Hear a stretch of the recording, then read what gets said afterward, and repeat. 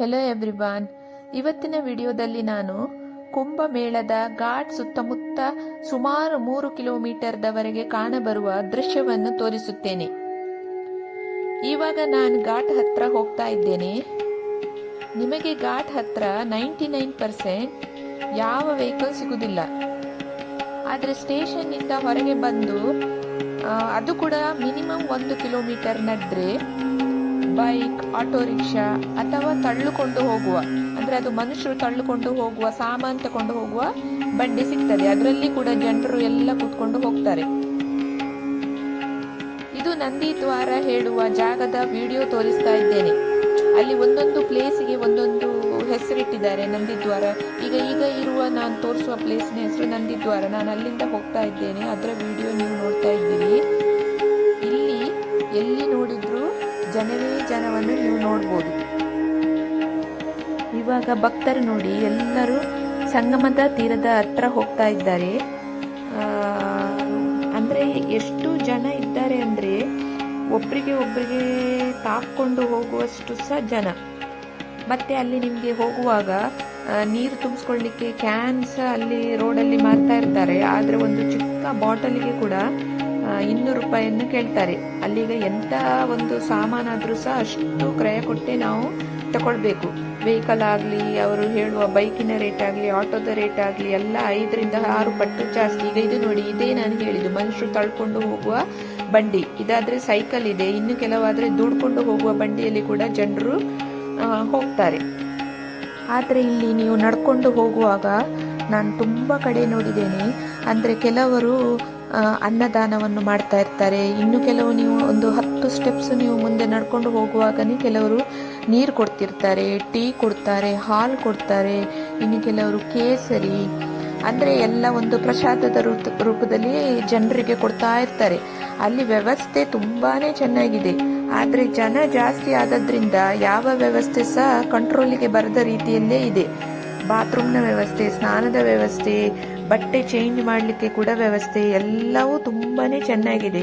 ಎಲ್ಲಕ್ಕಿಂತ ಮೇನ್ ಆಗಿ ಪೊಲೀಸರದ್ದು ಬಂದೋಬಸ್ತ್ ಅಂತೂ ನನಗೆ ತುಂಬಾನೇ ಇಷ್ಟ ಆಯ್ತು. ನೀವೊಂದು 10 ಮಿನಿಟ್ 5 ಮಿನಿಟ್ ನಡ್ಕೊಂಡು ಹೋಗುವಾಗನೇ ಒಂದು 10-20 ಪೊಲೀಸರು ಇರ್ತಾರೆ.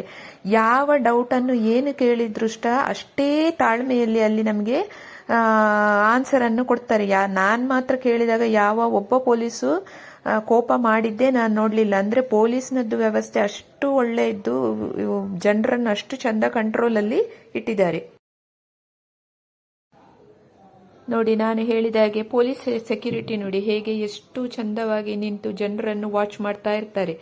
ಇದು ಈಗ ನಾನು ಯಮುನಾ ಪಟ್ಟಿ ಕೂಡ ಹೇಳ್ತಾರೆ. ಇದು ಅಲ್ಲಿಯದ್ದು ವಿಡಿಯೋ. ಇಲ್ಲಿ ನೋಡಿ, ಜನ ನಿಮ್ಗೆ ಅಷ್ಟು ಕಾಣ್ಲಿಕ್ಕೆ ಸಿಗುದಿಲ್ಲ. ಯಾಕಂದ್ರೆ ಪ್ರತಿಯೊಂದು ಭಕ್ತರು ಸಂಗಮ ಘಾಟ್ ಮತ್ತೆ ಯಮುನಾ ಘಾಟ್ ಹತ್ರ ಇರ್ತಾರೆ. ಮತ್ತೆ ಅಲ್ಲಿ ಒಂದು ಬ್ರಿಡ್ಜ್ ನೋಡಿ, ಅದು ಟೆಂಪರರಿ ಆಗಿ ಮಾಡಿದ ಈ ಬ್ರಿಡ್ಜ್. ಒಂದು ಕಡೆಯಿಂದ ಜನರು ಹೋದ್ರೆ ಇನ್ನೊಂದು ಕಡೆಯಿಂದ ಬರ್ಲಿಕ್ಕೆ ಹಾಗೆ 1 ವೇ. ಜನರು ಅಂದ್ರೆ ಅಷ್ಟು ಒಳ್ಳೆ ವ್ಯವಸ್ಥೆ. ಎಲ್ಲಿಯೂ ಸ್ಟ್ಯಾಂಪೇಡ್ ಆಗದೆ ಇರಬೇಕು ಹೇಳುವ ದೃಷ್ಟಿಯಿಂದ ಜನರಿಗೆ ಹೋಗ್ಲಿಕ್ಕೆ ಒಂದು ಇದು ಬ್ರಿಡ್ಜ್ ತರ ಮಾಡಿದ್ದಾರೆ, ಆರ್ಟಿಫಿಷಿಯಲ್ ಬ್ರಿಡ್ಜ್. ಇನ್ನೊಂದು ಕಡೆ ಬರ್ಲಿಕ್ಕೆ ಹೇಳಿ ಸಹ ಮಾಡಿದ್ದಾರೆ. ಇವಾಗ ಇಲ್ಲಿ ನೋಡಿ, ನಿಮಗೆ ಚಿಕ್ಕದು ಒಂದು ಮನೆ ತರ ಕಾಣ್ತಾ ಇದೆ ಅಲ್ವಾ, ಅದೆಲ್ಲ ನಾವು ಬಟ್ಟೆ ಚೇಂಜ್ ಮಾಡಲಿಕ್ಕೆ ಹೇಳಿ ಇರುವ ಒಂದೊಂದು ಆರ್ಟಿಫಿಷಿಯಲ್ ಒಂದು ವ್ಯವಸ್ಥೆ. ಮತ್ತೆ ಇದು ಪಾರ್ಕಿಂಗ್ ಏರಿಯಾ. ಕೆಲವರು ಸುಮ್ಮನೆ ಹೇಳ್ತಾರೆ ಪಾರ್ಕಿಂಗ್ ಅಲ್ಲಿವರೆಗೆ ಘಾಟ್ವರೆಗೂ ನಮ್ಮ ವೆಹಿಕಲ್ಸ್ ತಕೊಂಡು ಬರ್ಬೋದು ಹೇಳಿ. ನಾವು ಅಲ್ಲಿ ಪೊಲೀಸರನ್ನು ಕೇಳಿದ್ರೆ ಅವರು ಹೇಳಿದ್ರು ಇದು ಪಾರ್ಕಿಂಗ್ ಏರಿಯಾ ಮೊದಲು ವೆಹಿಕಲ್ಸ್ಗೆ ಹೇಳಿ ಅಲೌಟ್ ಮಾಡಿದ್ರಂತೆ. ಬಟ್ ಇದೆಲ್ಲ ಇವಾಗ ಪೊಲೀಸರದ್ದಂತೆ. ಅಂದ್ರೆ ಇದರಲ್ಲೆಲ್ಲ ಪೊಲೀಸರು ಎಲ್ಲೆಲ್ಲಿಂದನೂ ಬಂದು ಇಲ್ಲಿ ಅವರ ಡ್ಯೂಟಿಯನ್ನು ಮಾಡ್ಲಿಕ್ಕೋಸ್ಕರ ಈಗ ಅದನ್ನು ಕನ್ವರ್ಟ್ ಮಾಡಿದಾರಂತೆ. ಪೊಲೀಸ್ ಇಡ್ಲಿಕ್ಕೆ, ವೆಹಿಕಲ್ಸ್ ಇಡ್ಲಿಕ್ಕೋಸ್ಕರ ಕನ್ವರ್ಟ್ ಮಾಡಿದ್ದಾರೆ. ಇದರಲ್ಲಿ ಮೇ ಬಿ ಸ್ವಲ್ಪ ಇಂಪಾರ್ಟೆಂಟ್ ಪರ್ಸನ್ಸ್ ಕೂಡ ಅವರಿಗೋಸ್ಕರ ಸಹ ಅದರಲ್ಲಿ ಪಾರ್ಕಿಂಗ್ ಏರಿಯಾ ಅಂತ ಅಲಾಟ್ ಮಾಡಿದ್ದಾರೆ. ಇವಾಗ ನೋಡಿ, ಭಕ್ತರು ಎಲ್ಲರೂ ಸಹ ಸಂಗಮ ಘಾಟಿಗೆ ಹೋಗ್ತಾರೆ. ಅಲ್ಲಿ ಯಮುನಾ ಘಾಟ್ ಇದೆ, ಗಂಗಾವತ್ತು ಸಹ ಸ್ನಾನ ಮಾಡ್ಲಿಕ್ಕೆ ಘಾಟ್ ಇದೆ. ಆದ್ರೆ ಅಲ್ಲಿ ಯಾರು ಹೋಗುದಿಲ್ಲ. ಹೋಗೋರು ಹೋಗ್ತಾರೆ. ಬಟ್ ಎಲ್ರಿಗೆ ಸಹ ಏನಂದ್ರೆ ಸಂಗಮ ಘಾಟಲ್ಲೇ ಹೋಗಿ ನಾನು ಸ್ನಾನ ಮಾಡಬೇಕು ಹೇಳುವ ಒಂದು ಇಚ್ಛೆ. ಆದ್ರಿಂದ ಸಂಗಮ ಘಾಟಲ್ಲಿ, ಸಂಗಮ ಅಂದ್ರೆ ತ್ರಿವೇಣಿ ಸಂಗಮ, 3 ನದಿ ಸೇರುವ ಆ ಘಾಟ್ ಹತ್ರನೇ ಇನ್ನೂ ತುಂಬ ಕಂಟ್ರೋಲ್ ಆಗದ ಥರದಲ್ಲಿ ಕ್ರೌಡ್ ಇರ್ತದೆ. ಆದ್ದರಿಂದ ಪೊಲೀಸರು ಏನು ಮಾಡ್ತಾರೆ, ಕೆಲವು ಕಡೆ ಬ್ಯಾರಿಕೇಡ್ ಥರ ಮಾಡಿ ಜನರನ್ನು ಹೋಗದಾಗೆ ಮಾಡಿ, ಸ್ವಲ್ಪ ಜನರು ಹೋದ್ಮೇಲೆ ಹೋಗುವ ಹಾಗೆ ತುಂಬ ಕಂಟ್ರೋಲು ಆಗ್ತಾ ಇರ್ತದೆ. ಆದರೆ ನಿಜವಾಗ್ಲಿ ನಾವು ನೋಡ್ಲಿಕ್ಕೆ ಹೋದ್ರೆ ನೀವು ಎಲ್ಲಿ ಗಂಗಾ ಘಾಟ್ ಮಾಡಿದ್ದು ಯಮುನಾ ಘಾಟ್ ಮಾಡಿದ್ರು ಸಹ ತ್ರಿವೇಣಿ ಸಂಗಮದ ನೀರೇ ಹರ್ಕೊಂಡು ಬರುದು. ಆದರೆ ಜನರು ಯಾಕೋ ಗೊತ್ತಿಲ್ಲ, ತ್ರಿವೇಣಿ ಸಂಗಮಕ್ಕೆ ಹೋಗಿ ಸ್ನಾನ ಮಾಡಬೇಕು ಹೇಳಿ ಪ್ರಿಫರ್ ಮಾಡ್ತಾರೆ. ನಿಮಗೆ ಮತ್ತೆ ನೋಡಿದ್ರೆ ನೋಡಿ, ಎಷ್ಟು ಎಲ್ಲೇ ನೋಡಿದ್ರು ಸಹ ಭೂಮಿ ಕಾಣಲಿಕ್ಕೆ ಸಿಗ್ಲಿಕ್ಕಿಲ್ಲ, ಬರೀ ಜನರೇ ಕಾಣ್ತಾ ಇರ್ತಾರೆ. ಈಗ ಇಲ್ಲಿ ನೋಡಿ, ಜನರು ಹೋಗ್ತಾನೆ ಇದ್ದಾರೆ, ಆದ್ರೆ ಅಲ್ಲಿ ಪೊಲೀಸರು ಅನೌನ್ಸ್ಮೆಂಟ್ ಮಾಡ್ತಾನೆ ಇರ್ತಾರೆ, ಎಲ್ಲಿ ಕೂಡ ನಿಲ್ಲಿಕ್ಕಿಲ್ಲ, ನೀವು ಹೋಗ್ತಾನೇ ಇರಬೇಕು ಹೇಳಿ. ಯಾಕಂದ್ರೆ ನೀವು ಸ್ವಲ್ಪ ನಿಂತರೂ ಸಹ ಅದು ಅಲ್ಲೇ ನಿಮಗೆ ಎಂತ ಆಗ್ತದೆ, ಕ್ರೌಡ್ ತರ ಫಾರ್ಮ್ ಆಗ್ತಾ ಹೋಗ್ತದೆ. ಈಗ ಇಲ್ಲಿ ನೋಡಿ, ಬ್ಯಾರಿಕೇಡ್ ಹಾಕಿ ಬಿಟ್ಟಿದ್ದಾರೆ, ಅಲ್ಲಿಯ ಜನ ಇಲ್ಲಿ ಬರ್ಲಿಕ್ಕಿಲ್ಲ. ಈಗ ಇವರು ಸ್ವಲ್ಪ ಜನ ಕ್ರಾಸ್ ಆಗಿ ಆಗಿ ಆಗಿ ಹೋದ್ಮೇಲೆ ಆ ಬ್ಯಾರಿಕೇಡ್ ಅನ್ನು ಅವರು ಓಪನ್ ಮಾಡ್ತಾರೆ. ಈ ತರ ಅಲ್ಲಿಯ ಬಂದೋಬಸ್ತ್ ಮಾತ್ರ ತುಂಬಾ ಎಂತ ಹೇಳುದು, ಫಸ್ಟ್ ಕ್ಲಾಸ್ ಅಂತಾನೆ ಹೇಳ್ಬಹುದು. ಇವಾಗ ನೋಡಿ, ಇದು ಎಕ್ಸಾಕ್ಟ್ ತ್ರಿವೇಣಿ ಸಂಗಮದ ಹತ್ತಿರದ ವಿಡಿಯೋ ತೆಗಿತಾ ಇದ್ದೇನೆ. ಇಲ್ಲಿ ನೋಡಿ, ನಿಮಗೆ ತುಂಬಾನೇ ಜನ ಕಾಣ್ತಾರೆ. ಯಮುನಾ ಮತ್ತೆ ಗಂಗಾ ಘಾಟಲ್ಲಿ ನಿಮಗೆ ಅಷ್ಟು ಕಾಣಲಿಕ್ಕೆ ಸಿಗುದಿಲ್ಲ. ನಾನು ಹೇಳಿದ್ದೇನಲ್ವಾ, ಅದು ಜನರಲ್ಲಿ ಎಲ್ಲರಿಗೆ ಏನಂದ್ರೆ, ನಾನು ಹೋಗಿ ತ್ರಿವೇಣಿ ಸಂಗಮದ ಘಾಟಲ್ಲಿರುವ ಘಾಟ್ ಹತ್ರನೇ ಹೋಗಿ ಸ್ನಾನ ಮಾಡಬೇಕೆ ಹೇಳಿ. ಆಕ್ಚುಲಿ ನೋಡ್ಲಿಕ್ಕೆ ಹೋದ್ರೆ ಇನ್ನು ಕೆಲವರು ಮೊದಲು ಏನ್ ಮಾಡ್ತಿದ್ರಂದ್ರೆ, ತ್ರಿವೇಣಿ ಸಂಗಮದ ಹತ್ರ ಮಾಡದೆ ಇನ್ನು ಇಲ್ಲಿಂದ ಬಂದು ಬೋಟ್ ಹಿಡ್ಕೊಂಡು ಪುನಃ ನೀವು ಒಂದು ಬೋಟ್ ಹಿಡ್ಕೊಂಡು ಹೋಗ್ಬೇಕು. ಬೋಟಿಗೆ ಮಿನಿಮಮ್ 200-300, ಬಾಯಿಗೆ ಬಂದಾಗ 1000 ರೂಪಾಯಿ ಸಹ ಕೇಳೋದುಂಟು. ನೋಡಿ, ಅಲ್ಲೆಲ್ಲ ನಿಮಗೆ ಕಾಣಲಿಕ್ಕೆ ಸಿಗ್ತಾ ಇದೆ ನೋಡಿ. ಅಲ್ಲಿವರೆಗೆ ಹೋಗಿ, ಅಲ್ಲಿಗೆ ಎಕ್ಸಾಕ್ಟ್ 3 ನದಿ ಕೂಡ್ತದೆ, ಅಲ್ಲಿ ಹೋಗಿ ಸ್ನಾನ ಮಾಡ್ತಾರೆ. ಈಗ ಇದು ನೋಡಿ, ನಾನು ಅಲ್ಲಿಂದ ಬಂದು ಇಲ್ಲಿ ಅದರ ಹತ್ತಿರವೇ ಬಡೆ ಹನುಮಾನ್ ಮಂದಿರ ಅಂತ ಇದೆ. ಆದ್ರೆ ನಿಮಗೆ ಅಲ್ಲಿ ಹೋಗ್ಲಿಕ್ಕೆ ಚಾನ್ಸೇ ಇಲ್ಲ, ಯಾಕಂದ್ರೆ ಕ್ಯೂವೇ ಒಂದು 2-3 ಕಿಲೋಮೀಟರ್ ದೂರದಿಂದ ಕ್ಯೂ ಇತ್ತಂತೆ. ಸೊ ನಾನು ಹೊರಗಿಂದನೇ ತೆಗೆದದ್ದು, ಒಳಗೆಲ್ಲ ಹೋಗ್ಲಿಕ್ಕೆ ಸಹ ನಮ್ಮಿಂದ ಸಾಧ್ಯ ಇಲ್ಲ, ರಶ್ ಇಲ್ದ ಹೇಳಿ ನಾವು ಬಡೆ ಹನುಮಾನ್ ಮಂದಿರದ್ದು ನಾವು ದರ್ಶನ ಮಾಡಲಿಲ್ಲ. ಇವಾಗ ನೋಡಿ, ಇದು ಸಾಧು ಸಂತರಿಗೆ ಅಲ್ಲಿ ಅನ್ನದಾನ ಆಗ್ತಾ ಇದೆ.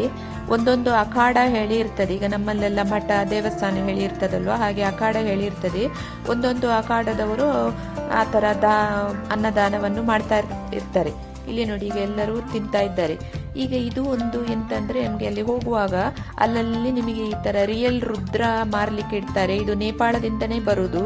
ಅವ್ರು ಈ ತರ ನಮ್ಮ ಕಣ್ಣೆದುರೇ ಏಕಮುಖಿ, ದ್ವಾಮುಖಿ, ಆ ತರ ಪಂಚಮುಖಿಯದ್ದು ರುದ್ರಾಕ್ಷಿಯನ್ನು ನಿಮ್ಗೆ ಮಾಡ್ತಾರೆ. ನೀವು ಬೇಕಾದ್ರೆ ಅದು ನಿಮ್ಗೆ ಅದರಲ್ಲಿ ನಂಬಿಕೆ ಇದ್ರೆ ನೀವು ಆ ರುದ್ರಾಕ್ಷಿಯನ್ನು ಕೂಡ ತಗೊಳ್ಬಹುದು. ನೋಡಿ ಹೇಗೆ ಒರಿಜಿನಲ್ ಬೀಜವನ್ನು ಒಳ್ಳೆ ತೆಗೆದು, ಸಿಪ್ಪೆಯನ್ನು ತೆಗೆದು ಕತ್ತಿಯಿಂದೆಲ್ಲ ಕೆರೆಸಿ ತೆಗೆದ ಮೇಲೆ ನಿಮಗೆ ಚಂದ ಒಂದು ನೋಡಿ ಈ ತರ ಒಂದು ರುದ್ರಾಕ್ಷಿ ಹೇಗೆ ಸಿಗ್ತದೆ ನೋಡಿ. ಒಳಗೆ ಫಸ್ಟ್ ನೋಡ್ಲಿಕ್ಕೆ ನಿಮ್ಗೆ ಕಾಯಿ ತರ ಬೀಜ ತರ ಇರ್ತದೆ, ಅದನ್ನೆಲ್ಲ ನೀವು ಕೆರೆಸಿ ತೆಗೆದ ಮೇಲೆ ಈ ತರ ನಿಮ್ಗೆ ನೋಡ್ಲಿಕ್ಕೆ ಸಿಗ್ತದೆ.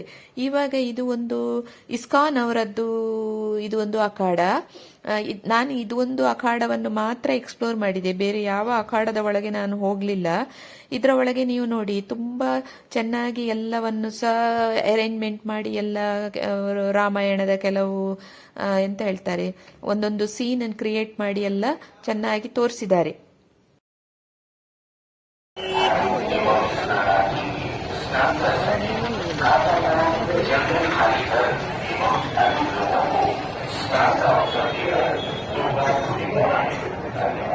ಧೂಳ್ ನೋಡಿ,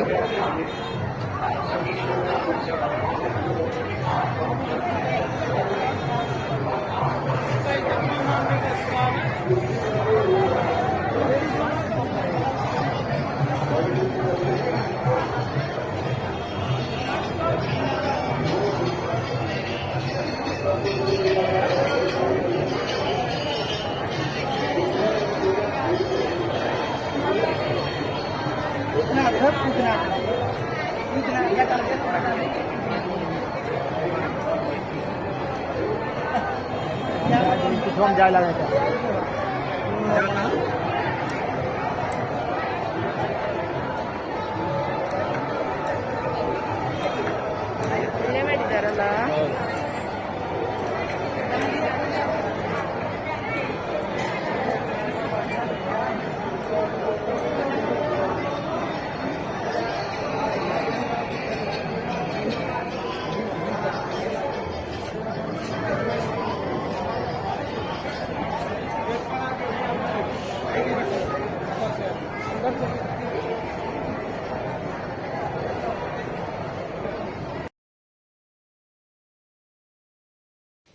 ಇವಾಗ ಇದು ನಾನು ಸಂಗಮದಿಂದ ಹೊರಗೆ ಬಂದು ರೋಡಿನ ಎರಡೂ ಸೈಡಲ್ಲಿ ನೀವು ನೋಡ್ಬೋದು ಕೆಲವು ಅಖಾಡಗಳಿರ್ತದೆ, ನಾಗಸಾಧು ಅಗೋರಿಗಳ ಅಖಾಡಗಳು. ಆದರೆ ನಾನು ಹೋಗುವಾಗ ಕೆಲವರೆಲ್ಲ ಹೆಚ್ಚಿನವರು ಖಾಲಿ ಮಾಡಿ ಹೋಗಿದ್ದಾರೆ.